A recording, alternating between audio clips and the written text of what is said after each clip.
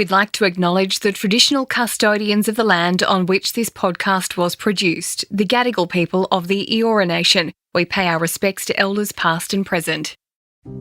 Dear Diary, today was quite rough and tough.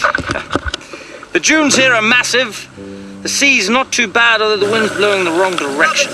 I'm over it. Nothing is done in moderation. Everything's bloody one thing or the other. I've got a broken toe, chafe to the left arm and right nipple, and these shorts are starting to stink. It's 2007, we're in Mozambique, and Beau Miles is setting off on an epic journey around the coast of Africa. He's always been an adventurer, but this is his most audacious trip yet. His plan is to travel the next 4,000 kilometres purely under his own steam, in his small one-man kayak. For the next 5 months, he'll face huge swells, treacherous weather, and for 6 weeks of the trip, he'll be entirely alone. He'll make it just over halfway before he decides to call it quits. But this half journey isn't the end. More a beginning for a lifetime of adventures that will see Beau run 650 kilometres through the Australian Alps, cross the Bass Strait by kayak, run an hour a mile marathon, spend 40 days eating only canned beans, and walk his daily 90-kilometre commute. I'm Matt Middleton, and this is Headgame. Today, what it takes to live a life of adventure and how you can find it even in your own backyard.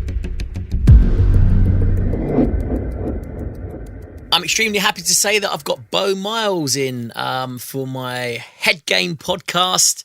You're an adventurer, explorer, and when I say that to my son, because I'm the same, I say, Dad, what do you do? I said, I'm an adventurer and an explorer, and he says, Dad, that's not a real job. He's right. Is he He's right? So What do you reckon? Totally so it's is. interesting that when I'm speaking to you, who is an adventurer and an explorer. Now, take me back to what first ignited that sense of adventure in you, Beau. Where did that come from? My mum was pretty good at trying to keep me off the sporting field. So, which half worked and half didn't, but that involved things like golf lessons and books. Right. And things that weren't going to bang my head or injure my knees or legs or whatever. So your mum was keen to sort of wrap me up in a bit of cotton wool. Yeah, kind of. Well, she's a country kid, right? But she was an emergency nurse, and so she just saw all the worst of humanity, I suppose, when that comes across in the ET department. So, which kind of worked. I didn't play much football as a kid, which I think is great now. I've got great knees and great ankles and whatever. But through the books that she bought me, I think I was never a reader until about 15, and then it sparked, and then I couldn't put a book down for 5 or I don't know, well, forever, really. I don't read as much now as I did as a kid, but as a kid I read lots of adventure stories. The Everest thing bit, and I just thought, wow, I want to go and have some grand adventures and go and see the world. So that's what really sparked your interest were books and then adventure through literacy. And did you read them and think, I could do this? Yeah, exactly. Did it spark a journey for you to go out there and see what's about? Yeah, I can remember myself as a kid reading Roald Dahl, and Danny, I think it was, Danny the champion of the world, he'd go and poach pheasants in some aristocracy, behind the garden walls, And I remember as a kid my heart rate raising, thinking, that is fun, that is cool. And I started to do little smaller versions of that as a 15, 16-year-old because I was a pretty meek kid. I wasn't overly adventurous.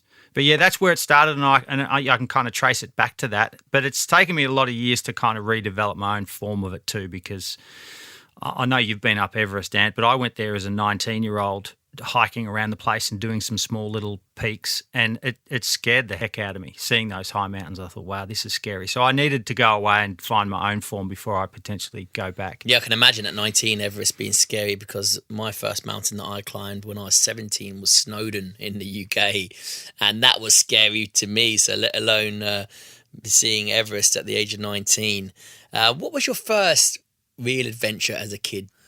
Yeah, it was the bursting the bubble, So your circle of influence or your circle of where you're willing to go gets bigger the older you get. Maybe it starts at the age of 8 or 10, or hell, it starts at the age of 2, right? It goes from 20 metres to 50 to 100 to a kilometre or whatever. And I remember my dad was militant. He would never take me places if he didn't think it was worthwhile taking me there. And he'd be the only person that would know what is worthwhile and not. But he said, I can't go to a mate's place. You want to go there, go yourself. So I'm 14, maybe 15. I got a clapped out old bike, and it's about 35 k's to this friend's house over, several villages away, over mountains and through a bit of bush, and some of it's dirt road. And I thought, you know what? And I was scared to heck of doing it because I'd never done that. If I have a puncture, what do I do? But I rode to this mate's place, and feeling that, I've gone beyond my boundary here. This is full on, and it's fantastic, and I'm using my body to do it. And so I recognised pretty early that, the body's a really cool tool to just go places, and I've done that ever since. Yeah, your body's the primary mode of transport. It's so easy nowadays to jump on a train, jump on a plane, jump in a car. Well, ultimately the adventure is with oneself, right? It's actually, moving yourself and getting into these locations yourself. Yeah, absolutely. And hindsight's fantastic, and you have the sort of you can articulate it as an adult that these are where these things were born. And I didn't recognise it then to some extent, that it was just a young kid growing up, and I genuinely don't think I was a man until about 25, 26. So I still had sort of 10 years of sort of boyhood, young adulthood still in front of me, where I had no ambition. And now my outdoor stuff has turned into ambition, and it has lots more layers to it. It was far more simplistic then, probably more pure, but of course it was a bit aimless as well. I was just doing it because it felt right. And what was the first adventure that you went on that gave you that sense of ambition, that gave you that sense of, wow, actually, this is what it's all about? Well, I set off for Everest. I read all the Everest literature and mountaineering literature from sort of the ages of 16 through to 18, totally inspired by, in some respects, the tragedy of 96 on Everest when all those people died, this huge monumental May climbing season. Yeah. So that in that tragedy inspired such interest. And so I went to Everest, and that was one thing or another. But when I was never really at risk there. There's lots of villages around. There's other trekkers, hikers, other climbers. And I'm still just a young bloke. I'm not really being edgy yet. My first edgy experience was solo sea kayaking off the Great Australian Bight, going out to see some islands off Ceduna, and that was where it was, righto, okay, Beau, you are accountable, you are everything, and you're going to have a good day or a bad day based on your decisions here, and that was I think I was 22 or 23, so it was, like I say, emerging into that sort of, I was no longer a boy, I was becoming an adult because I was making accountable decisions. And what sparked that decision to have that segue? Because it's quite a segue to go, right, I'm going to hike around the Himalayas, to then, jumping in a kayak and putting yourself in that situation. Oh, it was by default, really. I wanted to do it, but it was supposed to be a friend's trip, me and a couple of mates. We finish uni, we graduate, and let's go on a big sea kayak trip for a couple of months around some islands. And they all pulled out. They got girlfriends. I did not. I was never much good with girlfriends. And so off I went by myself. And so by default, I was by myself. And I suspected I liked my own company, but it really hammered home then that, yep, I love my own company. And so that was – and sea kayaking's fantastic for that autonomy, your own speed. You sort of go where the wind blows, literally, and so it was just great. I loved it, and made enough mistakes to realise that I really liked improving, and made enough good calls to know that there were some really amazing moments in there. Yeah, and there's adventure, and then there's versatility in adventure. Hiking, kayaking, going off by yourself.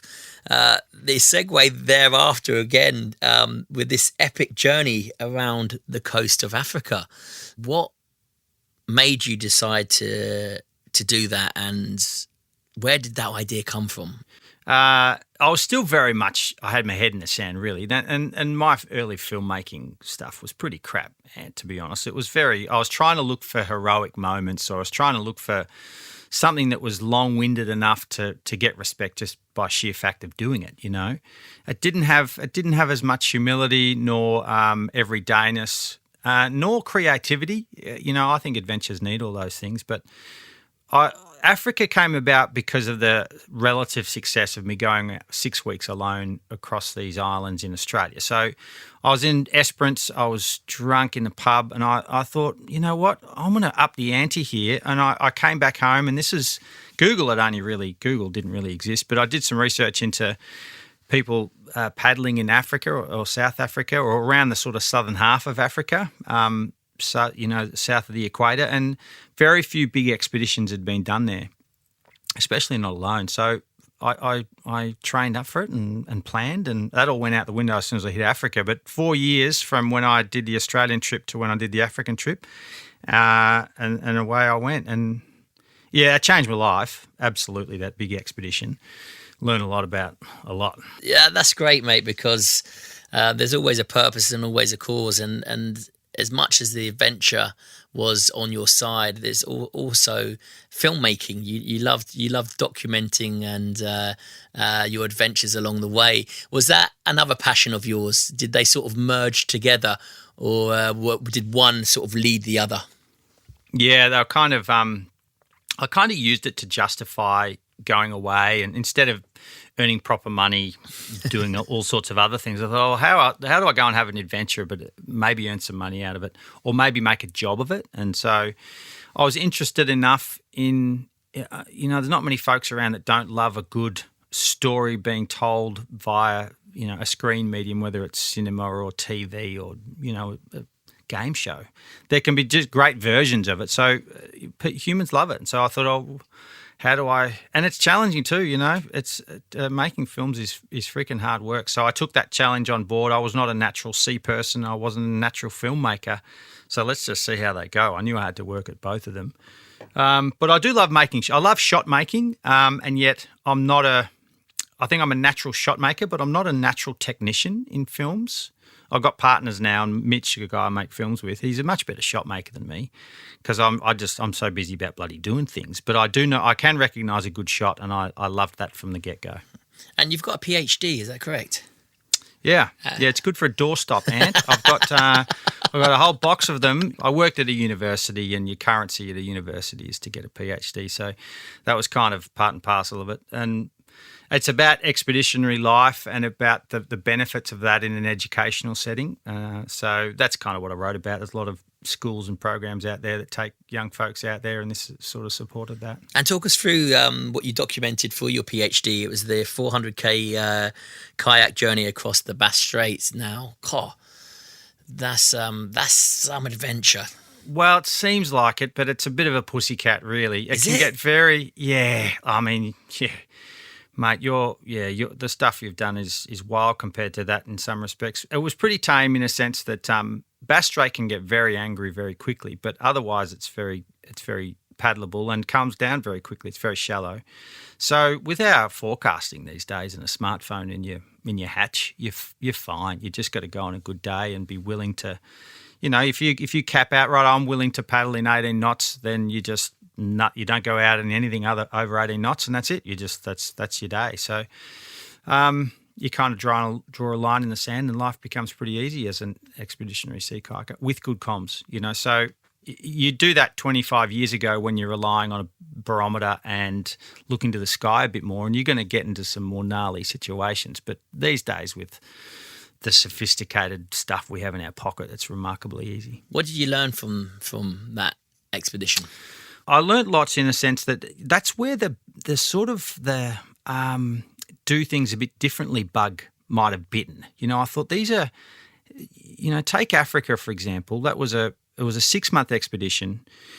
I'm single. I'm dirt poor. I'm having a grand, you know, existential, amazing experience as a young bloke. But I come back and I've got 20 hours worth of footage. I end up making a 50-minute film. It takes 3 years to make the film. There's an awful lot of one experience that goes into just one idea and one story.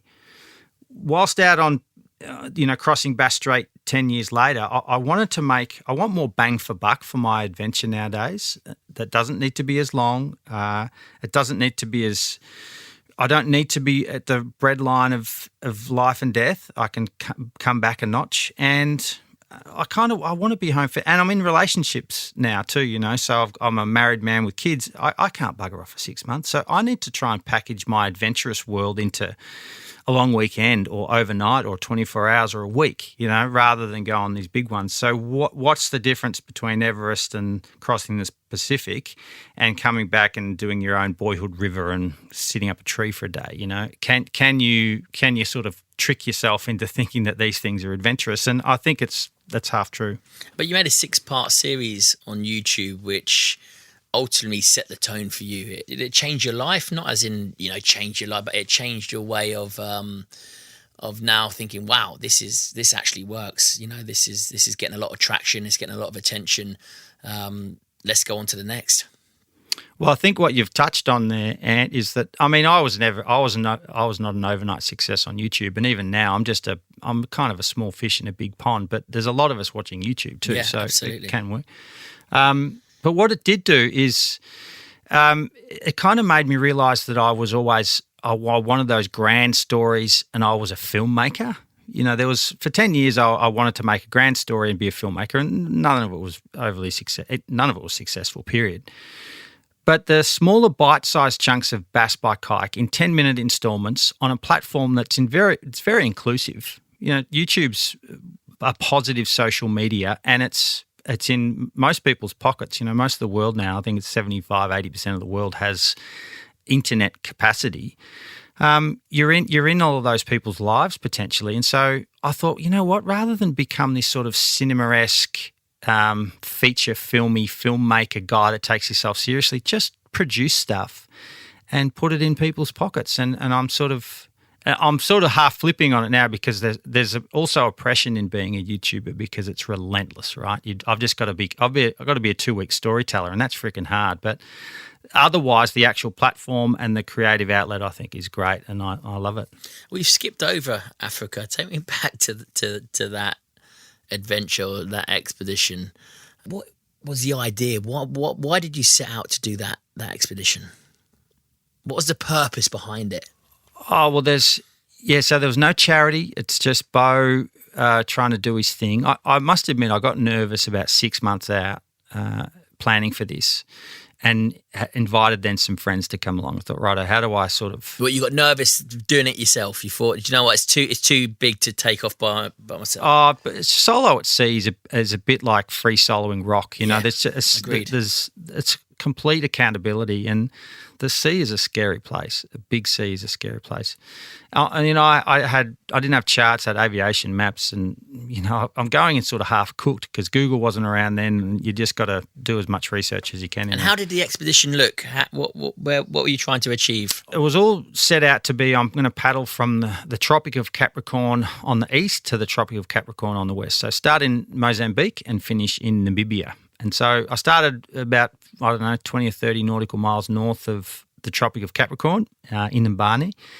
In I go, and I have with me for the first month or 6 weeks this Kiwi bloke who's a sailor, really good with the sea, and a lovely bloke too. And Kiwis are hardy. Kiwis are they're just the bloody get in sort of folks.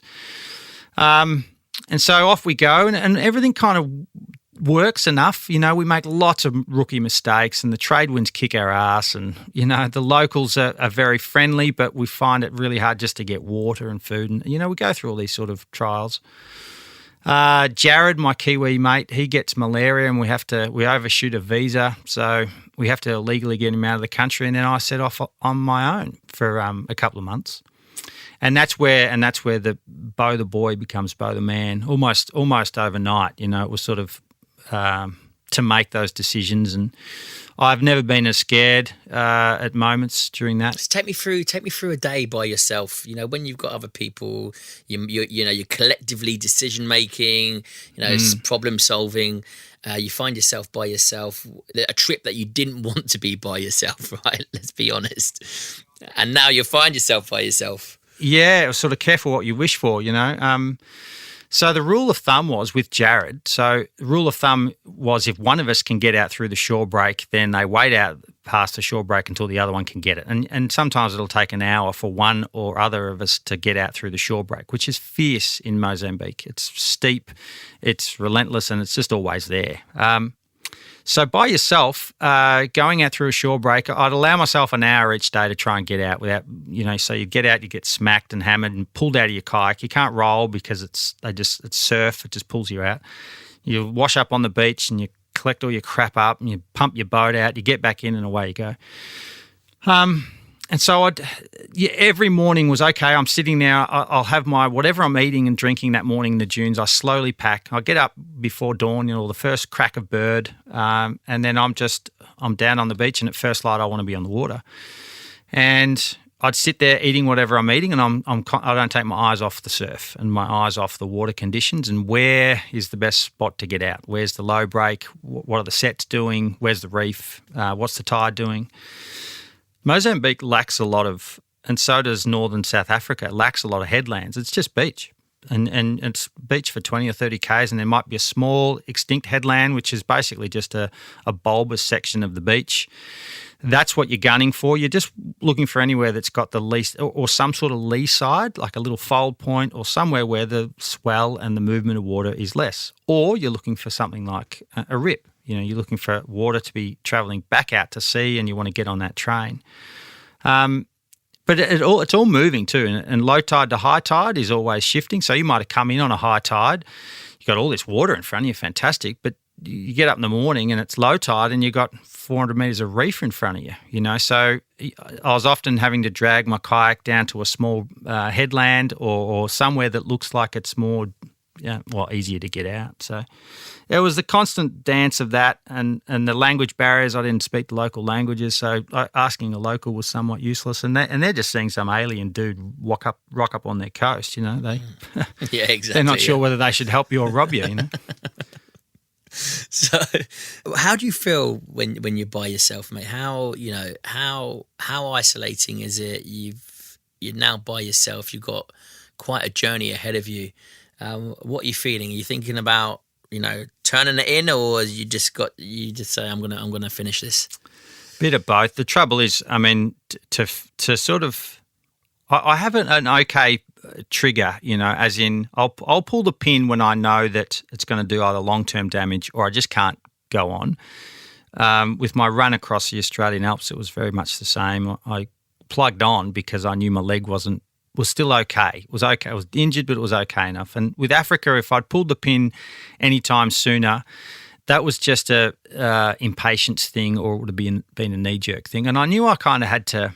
I don't enjoy suffering, but I don't mind if it when it's sort of a means to an end either. And I started to think in smaller chunks then too. Get to Durban, reevaluate. Get to Cape Town, see what happens. Just to use those chunks of time. And so that's what I do.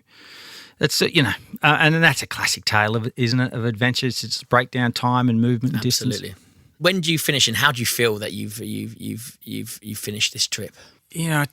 We have defining moments in our life, don't we? And finishing Africa or getting to I got to Cape Town. I'd had to borrow a paddle at that stage because I'd lost a paddle, and so I was using this newfangled paddle, a scoop paddle, and I had tendonitis all up through my arms. It was too stiff and too fast for old plugger here, and so I was, and I was in love with like 3 women. I had negative money in my bank account. It was just shit wasn't quite right. Talk to me about these 3 women.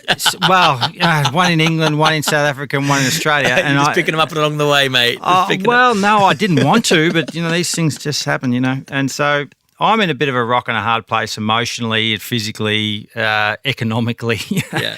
which is good for adventure, when you push yourself into a corner, but.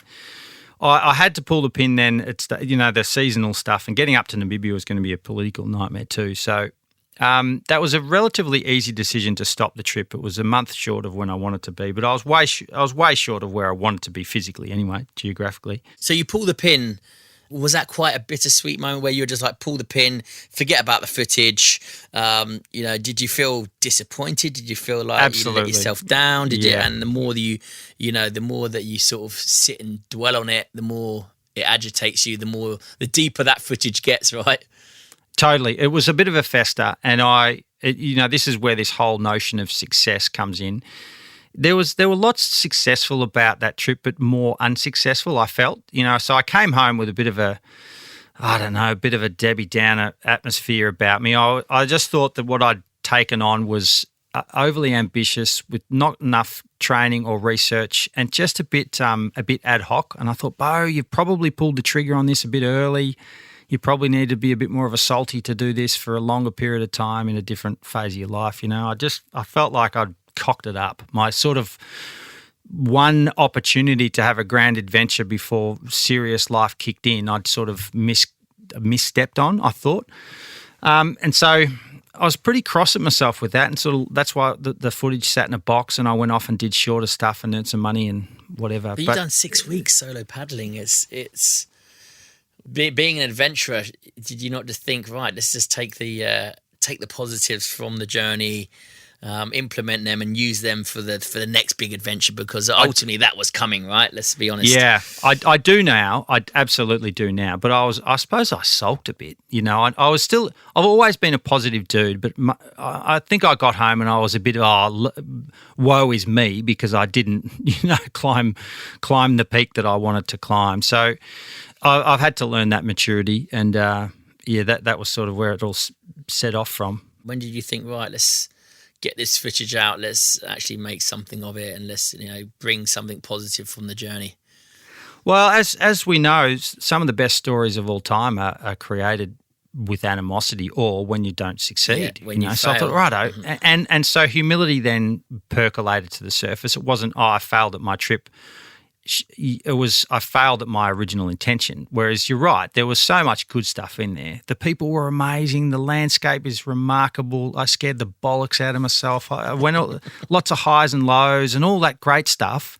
It just didn't quite have the end result that I wanted. But after a year or two of getting on with things and sulking somewhat, it was like, righto, come on, make something of this, and positivity kicked back in. I'm a natural optimist, and let's make a story out of this thing. And you're an incredible storyteller as well. So, looking back at that footage, surely... I tell you what, well, Ant, maybe you stumbled upon it. I wasn't until I started making that film, because I realised I had to be a humble. I didn't do all the things I set out and I told people I would just do. I thought I'd do all those things, and I didn't. And so I had to eat my humble pie and become a different kind of storyteller. And I think that sort of started me off on this path of you don't have to be a hero, Beau. Just go and have a great time and shoot the everyday.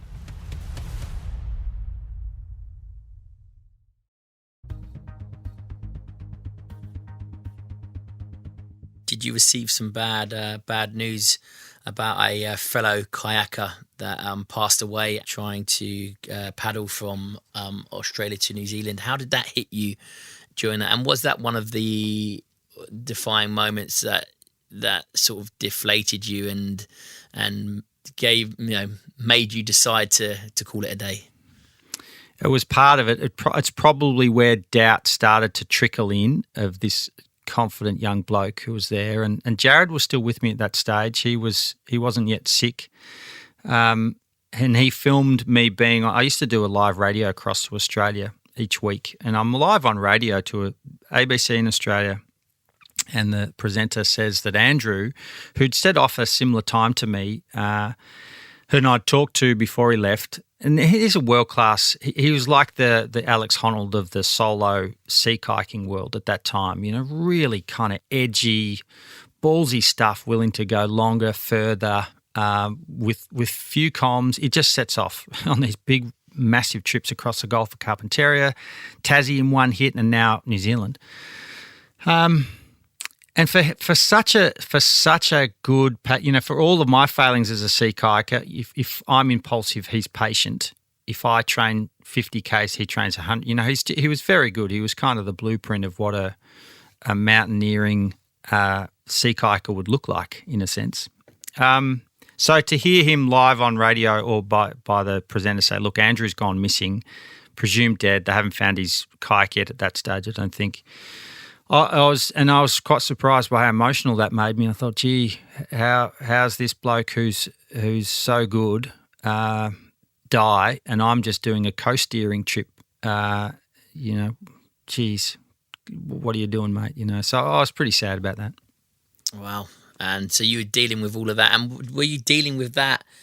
Was there a mourning process within that as well that just in your head sort of tarnished that trip?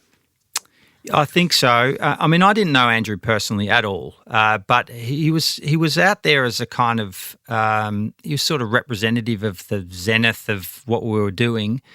My sat phone at that stage, where people were able to text it, lit up with texts saying, "Are you okay? Are you okay?" Because all the headlines in Australia were Australian kayaker goes missing.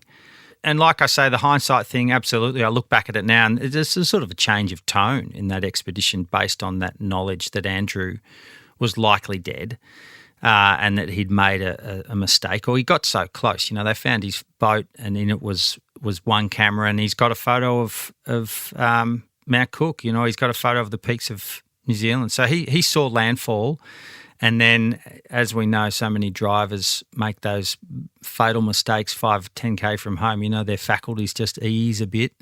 Now, he was strung out like all buggery by that stage too, but he did so much of the journey, and then it all just came to kaput. And that played on me for weeks. So you revisit the footage.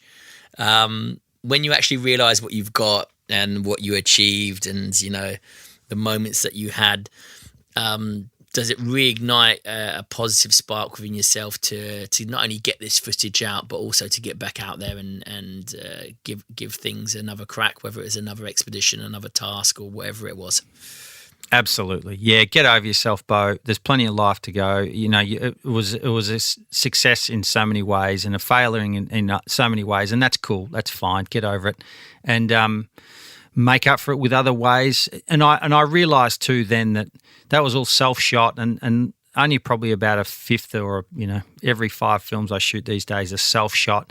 There's real craft in just how you go about your every day or your every week when expeditioning. And it was just learning your craft, learning what you're doing out there. And you know what? Just don't take it so seriously, mate, nor yourself. Just go out in there and have a go. Yeah, so it gave you the kick up the arse that you needed I needed to really kick up the arse. Ignite yourself back in the game. Sort yourself out, Beau. Get your head back in the game. You're all right, mate. There's plenty of people suffering real problems, and you're moaning about your trip around Africa. It didn't quite go like you thought. Come on, mate. Yeah, but when you're engulfed with it, it's a lot more. It's a lot more dramatized than it is in your head, isn't it? So totally. Once you engulf yourself with something like that, and you give so much of your time to it, it's normal that you do that. I've been in the same headspace. Were you surprised, or did you forget about some of the footage that you had? And when you revisited it, were you like, God, this is actually pretty cool? So I've got to get this out there. Yeah, if I edited it now, I'd be fascinated, and I've contemplated it actually, and make a mini series of Africa again, just in little nuggets, and make it sort of YouTubeable. Yeah, absolutely. Yeah, and there's some real gems in there that I would tell a very different story now. I put myself I protected my ego a little still in the first edit, and I wouldn't do that now. No way. I'd go to town on it. Which journey or expedition really stands out for you that you learnt the most from? I'll talk more recently. I ran the McMillan's walking track. I ran that 2021, early 2021. The film series has only just come out because it was a problematic story to tell, because I was no longer just running for the sake of trying to run the fastest or longest or whatever it was. It had a complicated story behind it. And so I'm proud that I went back and did that, and I'm a better runner now than I was 2 years ago. And so I look back on the footage and think, gee, I was sort of training 50 or 80 hours a week, in kind of hills, not mountains, and was able to make that work on sort of a subpar body. So yeah, I'm really proud of that. And they're hard days. They're just hard days on end where you just suffer fest. And so I'm proud for that, of that 220K run. Yeah, there's so many adventures that I want to talk about, because you've done so many. But you're almost the epitome of letting people know that you can have an adventure in your own backyard, right? You don't have to. You don't have to seek your Everests. You don't have to seek your Cape Horns. You don't have to. There is literally adventure to be had in your own backyard, and one of your adventures, which I love. And I don't know if we could call it an adventure, and I suppose it is, was eating your body weight in canned beans. Yeah. Do you know, Ant, here it is. So I've written... I'm like, what a guy. I love this, At all my book signings that I've had in the past, I've almost signed as many tins of beans as I have books. Just talk us through that, mate, because honestly, that's why I say about adventure, normally people stick to one adventure and they're like, right, I'm going to hike or I'm going to kayak or I'm going to run or I'm going to, you literally the most versatile adventurer I've ever met. What made you want to eat your body weight in beans? I don't know what film it was. It was Dennis Quaid, I think, where he miniaturizes himself and he goes in this little capsule like a submarine in a body, and he's in a body in a tiny submarine just cruising around someone's lymphatic system or veins. Anyway, I suppose there's a bit of a longbow to draw, but I do love the idea that, our body and what we put into it is going to make us feel and think a particular kind of thing, which is all we go adventuring for anyway, right? Is to feel something physically and to feel something emotionally and spiritually in your mind, whatever it might be. So we've got all these things that we can manipulate ourselves with, and of course food is such a huge one. What would I think and feel, and how would my body react to just eating beans for however many days it took? And I scratched out the figures, 40 and if days. 40 days, yeah. Well, 39 in the end, 39 days of eating only beans, which was 4 to 7 tins a day.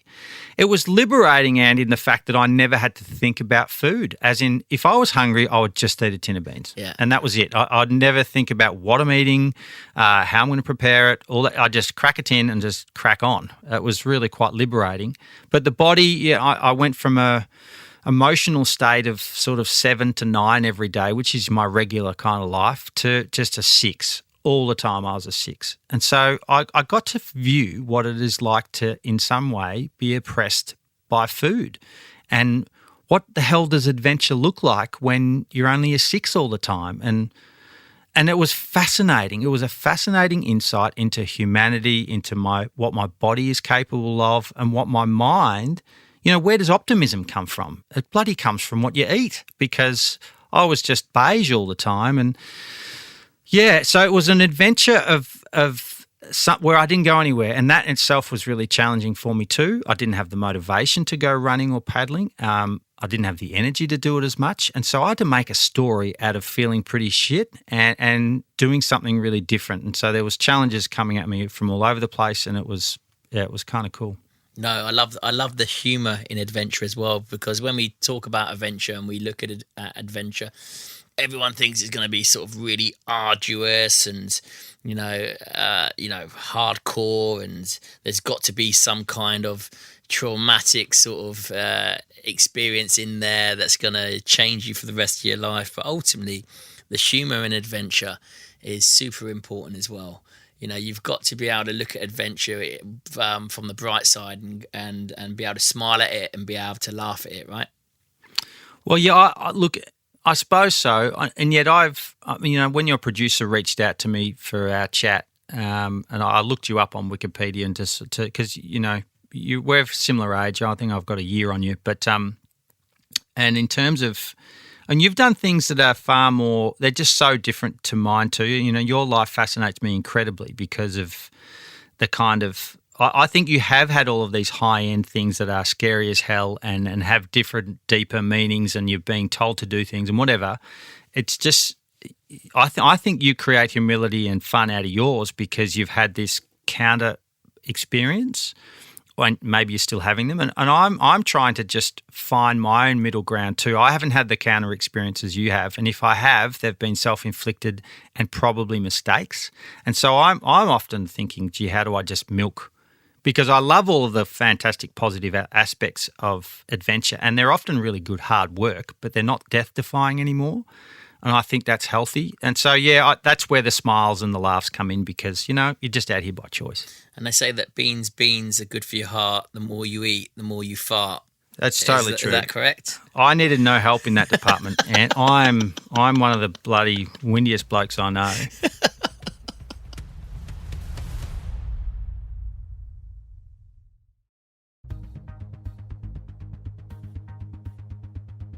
How do you go from kayaking to running? But are you just a naturally fit individual that's got a super resilient mindset? What made you switch it up, and why 650 kilometres through the Australian Alps? Well, I'm probably more of a runner than I was a paddler, given that that was my release as a 14, 15-year-old kid. I thought, I can run, and burst the bubble of my home. Lived on a small farm with Dad.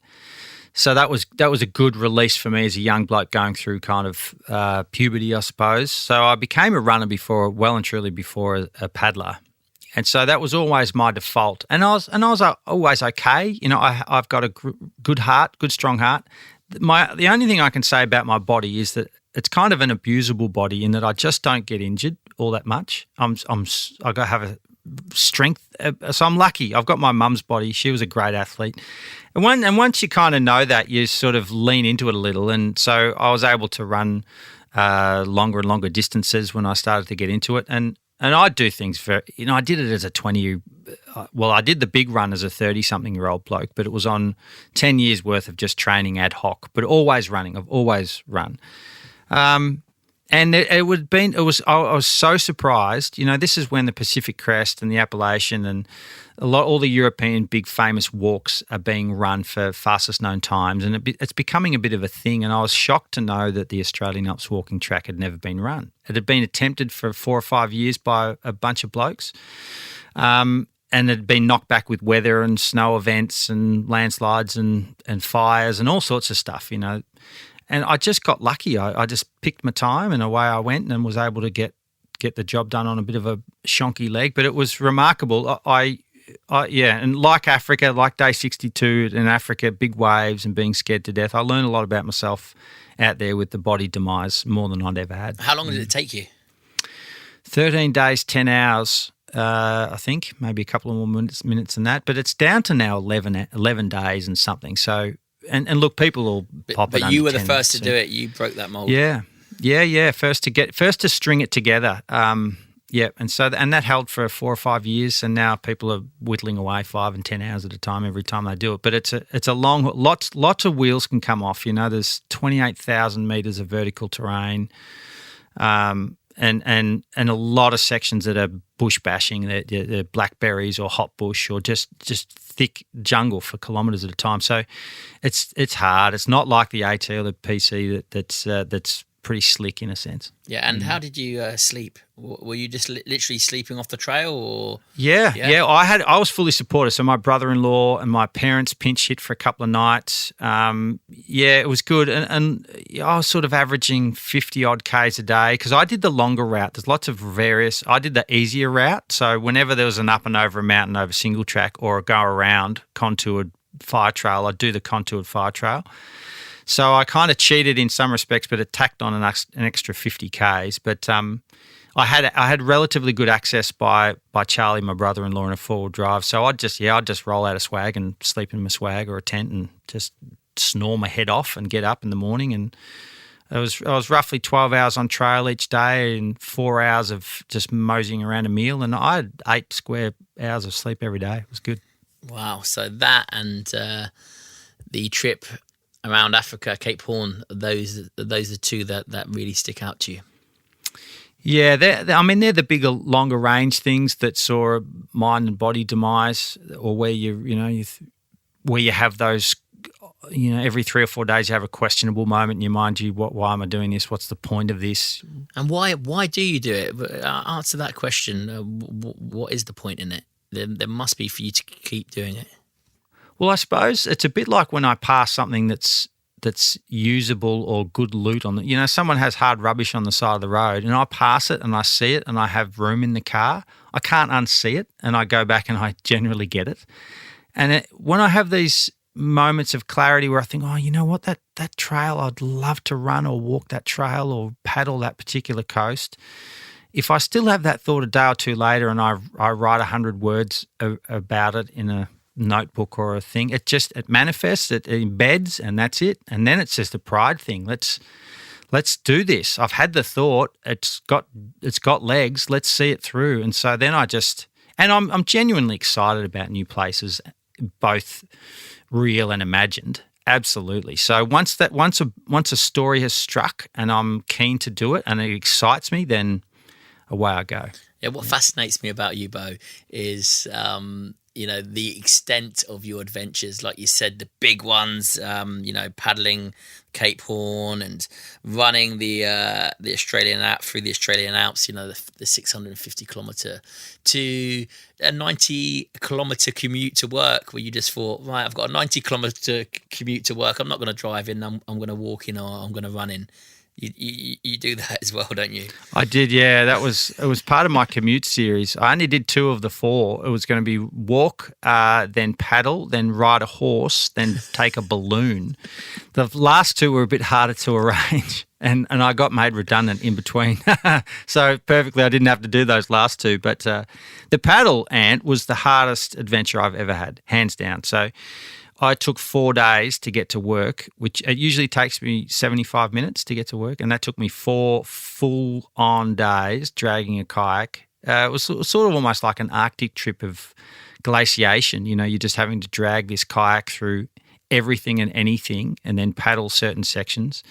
It was freaking hard and brilliant too. It was brilliant. One of the best adventures I've ever had, and it was often 10 or 20 metres from the road I always drive. Amazing. So where is your mindset at on a daily basis? You could, because you're one of these people, you could step outside your door, you'll see an adventure and you'll want to do it. Yeah, I'm far more disciplined now, and I write things down, and I'm a family man with 2 little girls and a wife, and so things are far more strategic. Yeah, I can imagine. But I am intimidated by life in a sense that, 1, I'm scared of death, and 2, I'm scared of not doing enough in my years I have left. So it's always, for me now, it's about what are the best ideas, because ideas are cheap, and the hard part is to make good of your best ideas. And so I'm constantly trying to whittle down the best ideas into the best stories, which give me the best day-to-day bang for buck. And how important is it to get your story across? How important is storytelling? Because ultimately that's all we have to leave behind, right? I suppose so, although I'm becoming more of a skeptic of legacy, because I suppose once I'm gone. And I think of all the people I greatly respect who left stories and artwork and things, and I think they're magnificent. But I love their artwork, but I'd much rather them be here too. So the legacy, between a legacy and a person, I'd much rather take the person. The thing with stories for me now is that's how I earn my money. So it's just honing my craft. I'm just a carpenter that wants to become better on the tools, So I'm just trying to create, and I want to burst the bubble of. It's about 80% male, 30 to 50 that watch my stuff online, and I want to crack out of that and get more genders and more age diverse and more, just people in weird corners of the world. So that's a real challenge. And final question before we wrap up, Beau. If your daughters want to go on some crazy adventures, does Dad go with them? Does Dad go with them, or does he stay at home? I trust them, I think, to either have me along or not. I reckon I'll be a pretty good support crew. Pretty handy, good at taping up wounds and reading maps for them. I hope they want to go on adventures. I think my eldest particularly will love it. But I love that idea too of being able to go out and have a full-blown real sweat fest of an adventure that's hard with the girls when they're up for it. That'll keep me young. Yeah, I'm the same with my children. I've got my 14-year-old son now.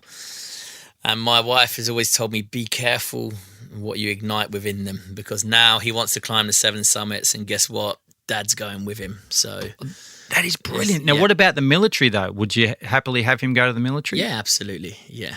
Oh, that's good. Yeah. I'd have to... the right person to point him in the right direction, eh? Yeah, I suppose so. Well, it's done you good, so I suppose that makes sense. But listen, Thank you so much for coming on my podcast. You've been fascinating, and talk about adventure. I think you hone the true sense of adventurer, because the versatility and the scalability that you go out and explore is phenomenal. It's humorous, it's inspiring, mate. Keep doing what you're doing, and I look forward to logging in and subscribing to your YouTube channel, mate, to see plenty more to come. And listen, no more beans. No, well, fair enough. Thanks, Ant. Oh, geez, I get the beans thing a lot. Thanks, mate. Thanks, man.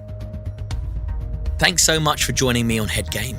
If you enjoyed this episode, make sure you're subscribed so you don't miss any of our incredible stories. And leave me a review wherever you're listening. I'm Matt Middleton. Catch you again next time.